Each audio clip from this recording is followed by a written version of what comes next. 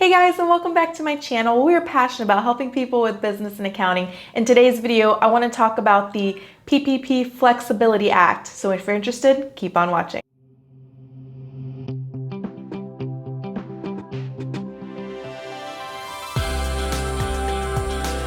So before we jump into this video, I just want you to know that this bill is technically not law yet.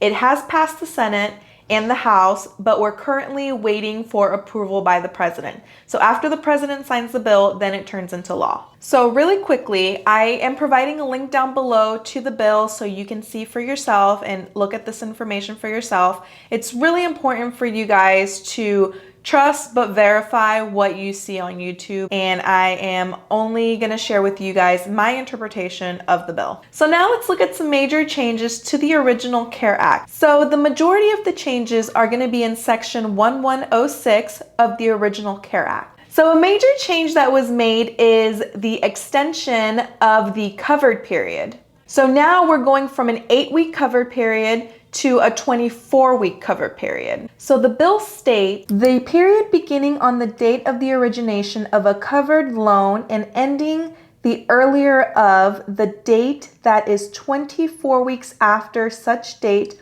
of origination or December 31st, 2020. So basically what that's stating is you can elect 24 weeks of a covered period. The latest that the funds can be used is December 31st, 2020. So for those of you who weren't able to get all of your payroll costs in that 8-week time frame, now that's going to be extended to 24 weeks. Another major change is to the FTE requirement. So it looks like they're allowing an exemption. So let's take a look at the bill and see what it's saying about that. During the period beginning on February 15, 2020 and ending on December 31st, 2020, the amount of loan forgiveness under this section shall be determined without regard to a proportional reduction in the number of full-time equivalent employees if eligible recipients in good faith, A, is able to document an inability to rehire individuals who were employees of the eligible recipient on February 15th, 2020, and an inability to hire similarly qualified employees for unfulfilled portions on or before December 31st, 2020.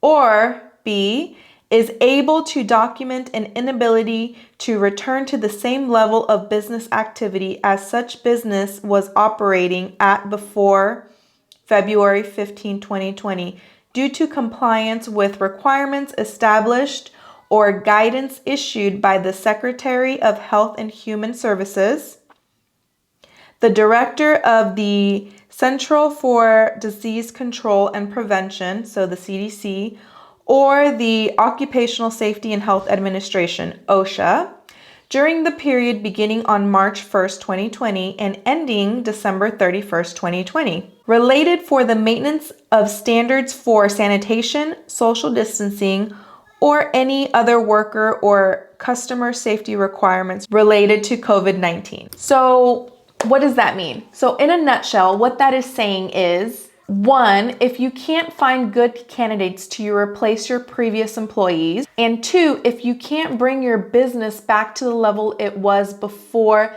the pandemic, then you're eligible for an exemption. So guys, you must be able to document all of this information. You can't just say, oh, I can't hire employees, or, oh, my business isn't as it was before. You have to be able to provide documentation that states and that proves that you've tried to hire employees and that you weren't able to start your business because of social distancing, or you weren't able to open up your retail store because of social distancing, okay? So another major change I want to highlight, if you elect to use the PPP Flexibility Act, then you can use 60% or more of your loan amount on payroll costs. So if you remember previously it was 75%, the bill is now changing it to 60%, which means you can use up to 40% of other allowable costs. But it's important that you know this. you must use 60% on payroll cost or none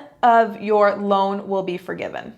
Now, there's two other things I want to mention. The deferment of interest. So your interest is deferred until your PPP forgiveness application has a determination.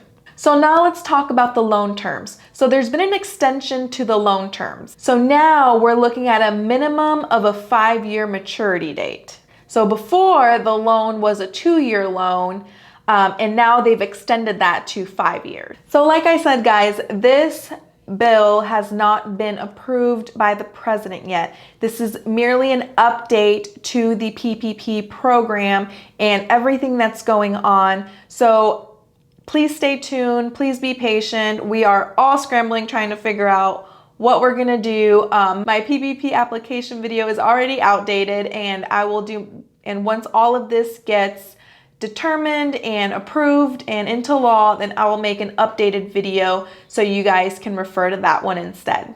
I hope you found this video helpful. If you did, please give it a like, subscribe to the channel if you haven't, and I'll see you in the next one. Bye.